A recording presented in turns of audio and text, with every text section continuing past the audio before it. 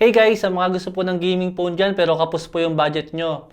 Ito na po guys ang pinakamalakas na recommend ko sa inyo. Kung nasa around 12K to 15K po yung budget nyo, na talaga naman nahalimaw po yung performance ngayon. At sa tingin ko po guys, hindi po ipinapanganak yung tatalo po sa may smartphone na to ngayon para po sa ganitong presyo niya. Isipin mo, Snapdragon 8S Gen 4 po siya, nalagpas 2 million po yung Antutu score.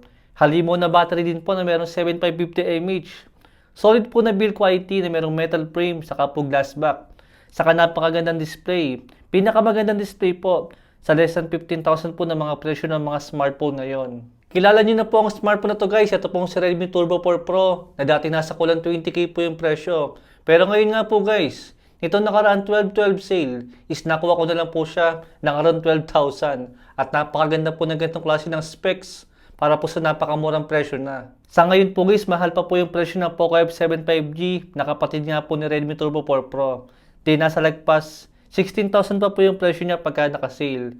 Pero itong si Turbo 4 Pro, guys, napakalaki po ng minura ng presyo niya ngayon. Nung last review po natin guys, ang smartphone na to is medyo malakas nga po siya mag-init. Yun po ang main problem ng Snapdragon 8S Gen 4.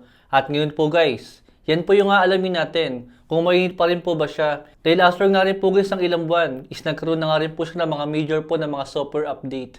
By the way guys, congrats nga po pala sa minanalo po ng smartphone natin. Ito pong gaming po na smartphone natin. Ito pong Redmi Turbo 4 Pro. Redmi Turbo 4. Ito pong Redmi Turbo 4 Pro. Ito naman po guys yung ipapag-giveaway natin ngayon. Lahat po ulit na magko-comment dito sa ating video, pipili po ulit guys ng isa sa inyo na mananalo nga po itong Redmi Turbo 4 Pro ngayon. Kaya make sure po na nakasubscribe kayo at magko-comment po kayo dito sa may video natin. At pakishare na rin po guys. Saka make sure din po guys na naka-on po yung notification bell nyo. Dahil nga po baka sakaling kayo po yung manalo at makita nyo po agad na naka-mention po kayo at nakapin po yung comment nyo dito nga po sa may video natin.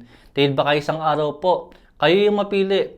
Tapos after po ng ilang weeks, saka nyo pa lang po makita na kayo pala yung mapili. Napakasakit nun guys.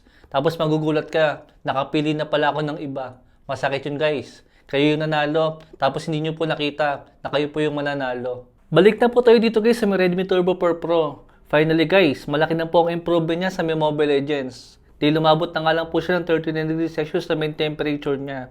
Sakto na yan guys. Compare po sa dati na umaabot po ng kulang 45 degrees Celsius yung temperature natin dito nga po sa Mobile Legends. Napakaganda na po ng gameplay na nakuha natin. Walang kahit anong lag at walang kahit anong problema. Napakatagal malobat at malamig na po yung thermal niya. Salamat nga po sa may 7550 mAh siya battery na mas malaki nga po sa may Poco F7 na meron 65 mAh siya battery lang. Napaka-perfect po guys ang Redmi Turbo 4 Pro kung Mobile Legends lang po yung nilalaro nyo. Dahil hindi po kayo mabibitin sa may performance niya saka po sa kanyang battery. Even nga po sa may Windsmith, grabe to guys, 39 degrees Celsius lang din po yung naging temperature niya sa 30 minutes nga po na gaming. Wala pa rin pong kahirap-hirap kahit naka-mobile data yan.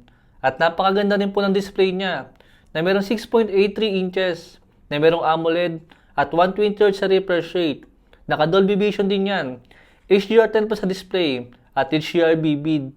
Saka po 3200 nits na peak brightness. Basta guys, para po sa may less than 15,000 nga po ng presyo niya, o depende po kung magkano niya mabibili yung smartphone na to.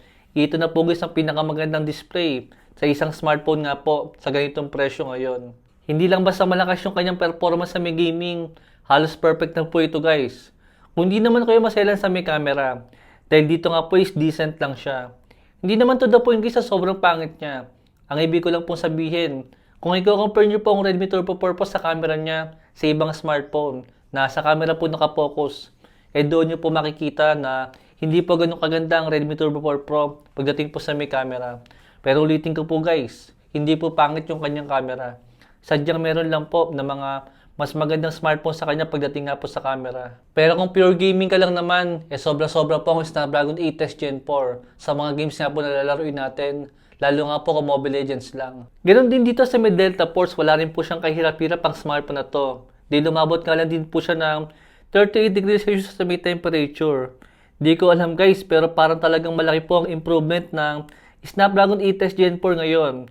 Dahil hindi nga po siya masyadong malakas uminit ngayon sa mga games. Grabe guys, kailan lang po napakahirap po ng mga smartphone po na merong 1 million na Antutu score sa mga ganitong presyo.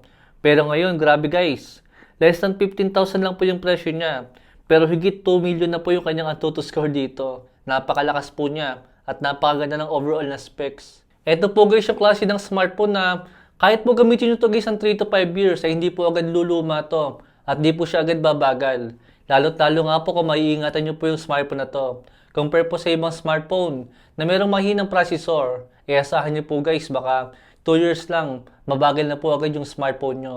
Pero hindi po itong si Redmi Turbo 4 Pro. Actually guys, kahit po lumabas yung mga bagong gaming phone po nila Infinix saka po ni Tecno, yung GT40 Pro, saka po yung POVA 8 Ultra, still mas mahina pa rin po yan. Kung i-compare nyo po dito sa Redmi Turbo 4 Pro, saka po sa may Poco F7, dahil mas malakas pa rin po yan. Sa ibang specs po ng Redmi Turbo 4 Pro, meron na rin po pala siya guys na under display po na fingerprint. Naka IP68 na ratings na water and dust resistant. Naka 90 watts nga po siya na fast charger. Ang kaso guys, wala pa rin pong bypass mode talaga si Poco ngayon. Even po yung mga bagong labas nila. Dito po sa may last game natin, dito po medyo umingit yung smartphone na to dahil lumabot nga po siya ng 46 degrees Celsius. Dito po sa may Legend of Ymir. Medyo mainit po yan guys dahil sa 30 minutes nga po na gaming sa kanya, umabot po agad ng kanyang kainit yung kanyang temperature. Maybe sa mga susunod po na update mas magiging malamig pang performance ng Ymir. Pagka nga po na-optimize siya. Dahil bagong labas pa lang po guys na game to, itong Legend of Ymir nga. Saka hanggang ngayon po guys, hindi pa rin po supported ng Red Dead Redemption dito sa may Snapdragon 8S Gen 4. Dito pa nga po sa Redmi Turbo 4 Pro. Pero ito pong si Redmi Turbo 4, na meron pong Dimensity na processor, is pwede na po maglaro dito ng Red Dead Redemption. Pero dito po kay Snapdragon na 8S Gen 4, is hindi pa po siya pwede. And yun lang po guys yung mabilis sa video natin.